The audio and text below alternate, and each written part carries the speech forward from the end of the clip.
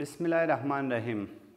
ګرانو زده کوونکو، زما نوم محمد الحق نوري ده او غواړم چې نن تاسو ته د اتم ټولګي د دریم څپرکي چې عنوان یې ده د نباتاتو اهمیت دغه درس تاسو ته وړاندې کړم.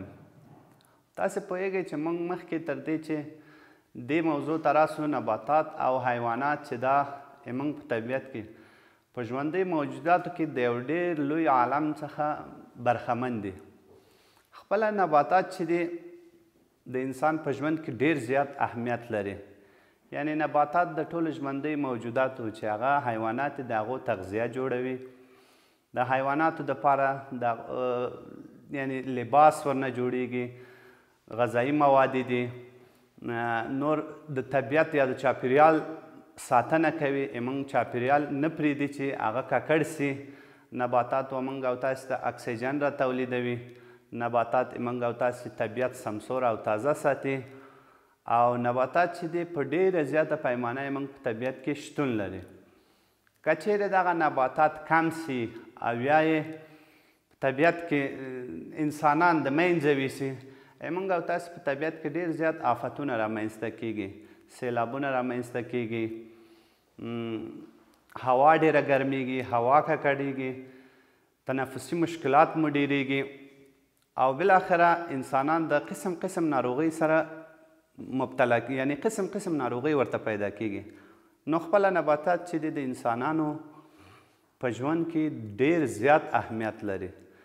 نباتات چې دي زیاتره هغه یو قسم نباتات دي چې انسان د غذایي موادو په توګه کار ترې اخلي، او یو قسم نباتات دي چې په طبیعت کې په وحشي یا په قصدي ډول د انسانانو لخوا څخه زرع کیږي تر څو طبیعت سمسوره او تازه وساتي.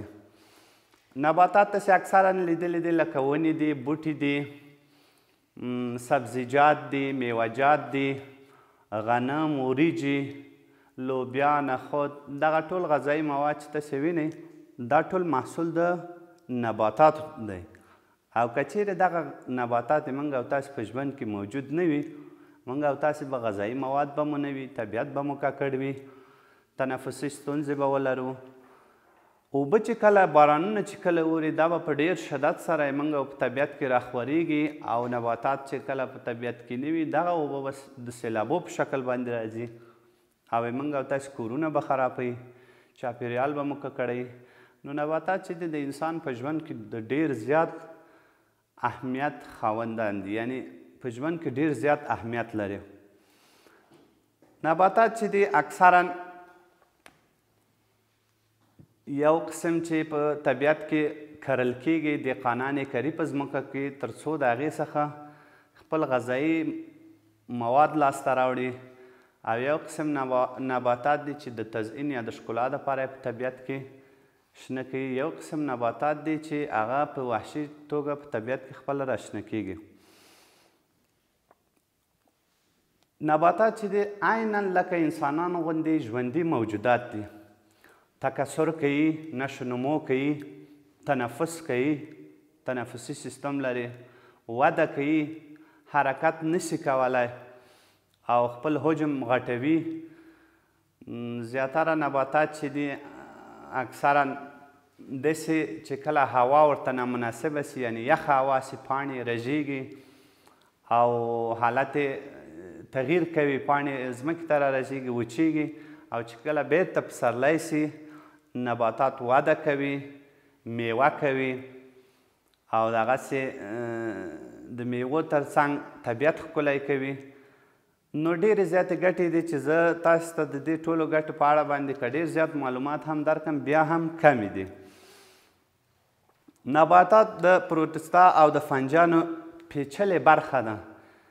یعنې خپله نباتات چې دي اوس یو مستقل عالم دی چې موږ عالم د حیواناتو لرو، عالم د نباتاتو لرو، او خپله نباتات چې دي ډېر زیات انواوې لري، ډېر زیات جنسونه لري، ډېر زیات برخې لري یا فایلمونه لري.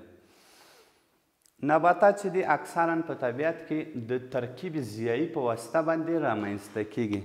ترکیب ضیایي یا ترکیب نوري ورته وایي. ترکیب ضیایي یا ترکیب نوري ورته وایي. ترکیب نوري. دغه ترکیبونه چې دي یا جوړښتونه چې دي اکثرا نباتات په څه شکل باندې کوي؟ نباتات چې کله د طبیعت څخه کاربن دای اکساید او اوبه واخلي د لمر د وړانګو په واسطه باندې د نباتاتو په منځ کې تعاملات رامنځته کیږي چې دغه تعاملات سبب د دې کیږي چې نباتات وده وکړي، نباتات جوړښتونه رامنځته کړي او نباتات ډیر سي په طبیعت کې. ترکیب ضیایي یا ترکیب نوري په دې معنی چې د لمر یا د روښنۍ په واسطه باندې د لمر د وړانګو په واسطه باندې نباتات یو د بل سره یعنی د طبیعت څخه اوبه اخلي، کاربن دای اکساید اخلي چې په نتیجه کې ګلوکوز، اکسیجن او یو مقدار اوبه تولیدیږي. یعنی د نباتاتو بل اهمیت دا ده چې موږ د طبیعت څخه زهري مواد چې هغه کاربن دای اکساید دی، سلفر دای اکساید دی او نور زهري ګازونه دي هغه راټولوي او د هغو څخه میوه‌جات، سبزیجات او نور ښکلي غذایي مواد موږ او تاسو ته جوړوي چې معادله په ډېرو درسو کې تاسو ته لوستلې ده. یعنی معادله هم ډېره ساده ده چې هغه کاربن دای اکساید کوم ګلخانه‌ایي ګاز ده دا د اوبو سره یوځای کیږي د اوبو د مالیکول سره. په نتیجه کې موږ او تاسو ته څه شی جوړوي؟ C12H12 O6 جمع یو مقدار اکسیجن راته تولیدوي. د دې نباتاتو خاصیت یې دا ده چې کاربن دای اکساید زهري ګاز ده، سلفر دای اکساید زهري ګاز ده، کاربن مونوکساید زهري ګاز ده. دا په طبیعت کې د تبخیر سوي یا بخار سوي اوبو سره یو ځای کوي، خپله طبیعت دا تعامل ترسره کوي. په نتیجه کې موږ او تاسو ته چې دا غذایي مواد چې موږ او تاسو ګلوکوز ورته وایو، ګلوکوز یا د نباتاتو میوې، ګلان او هغه سبزیجات چې شي کوي موږ ته رامنځته کوي او د دې ترڅنګ یو مقدار زیات اکسیجن هم موږ ته تولیدوي. تاسو به په دې وختو کې ګورئ چې موږ او تاسو د وطن هوا ډېره زیاته ککړه سوې. د دې علت په څه کې ده؟ علت یې په دې کې ده چې موږ او تاسو په طبیعت کې ونې او نباتات ډېر زیات کم دي او دا باید ډېر زیات سي. کومې ونې چې موږ او تاسو د سرکو په منځ کې دي، ګلان دي، دا باید زده کوونکي موږ ونه شکوي او دا پرېږدي چې دا وده وکړي تر څو یې موږ چاپېریال او دغه مضره ګازات یا دا خاورې چې دي دا د منځه ویسي دغه نباتات او دیو ته رسوب ورکړي تر څو یې موږ او تاسو طبیعت ډېر ښکلی او ښایسته سي. نو نباتات مې مخکې تاسو ته وویله چې عینا لکه انسانانو غوندې تنفس کوي، تغذیه کوي د ځمکې څخه، نشو نمو یا غټوالی کوي، غټیږي نباتات او دغسې یو شنه ماده چې دوی په مخ دا شینوالی دا کلوروفیل ماده ده چې د نبات د شینوالي سبب کیږي. دا خاصیتونه د نبات دي او نباتات چې د خپل عینا لکه حیواني حجرو د حجراتو څخه جوړ سوي دي. د نباتاتو حجرې سره یوځای سوي دي او غټ نباتات یې جوړ کړي دي او د نباتاتو حجره چې ده یو غشا یا دیوار حجره وي چې د سلوز څخه جوړ سوی ده او یو هسته لري چې په مابینځ کې تعاملات ترسره کیږي او د نباتاتو هغه سخته برخه جوړوي. بله خبره دا ده چې ما مخکې تاسو ته ویل چې موږ د نباتات څخه کالي جوړوو، د هغو څخه توشکې جوړوو، لباس، مختلف ډول لباسونه جوړوو. یعنې پنبه تاسې وګورئ د نباتات څخه لاسته راځي، کتان تاسې وګورئ د نباتات څخه لاسته راځي، نخ د نباتات څخه لاسته راځي، وریښم اکثرا د نباتات څخه لاسته راځي چې هغه یو قسم چونجي دي چې کله د توت پاڼه وخوري د هغې څخه وریښم جوړوي چې دا یې موږ په ژوند کې ډېر زیات اهمیت لري او ډېر قیمتي مواد دي.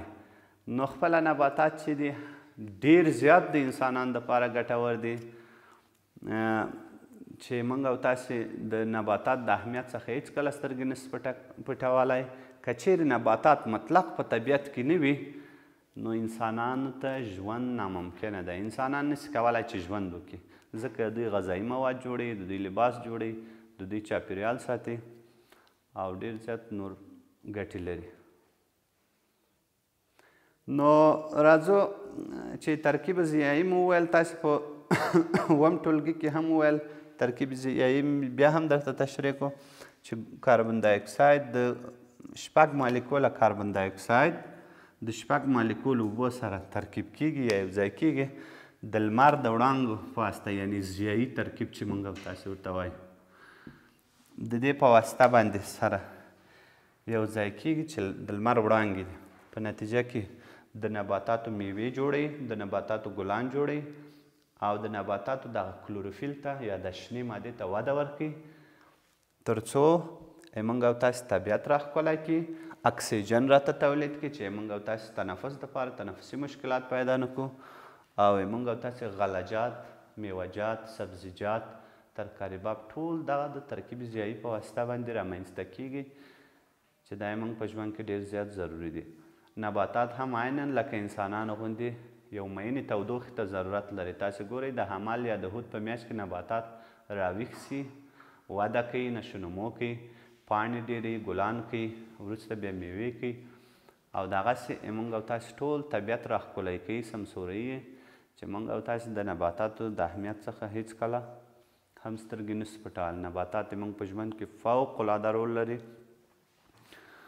او کاربن دای اکساید مو د طبیعت څخه ټولوي چې هغه ډېر زهري مواد دي او ګلوکوز راته جوړوي او د ټولو حجراتو دپاره موږ د وجود دپاره دغه نباتات چې موږ او تاسې کله خورو ډېر زیات ضروري دي.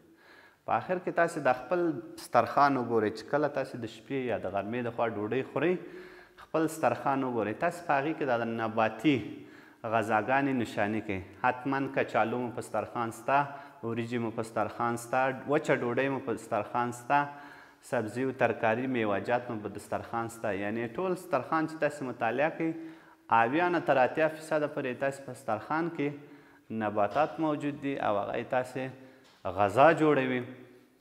نو د نباتاتو اهمیت نور تر دې هم ډېر ده.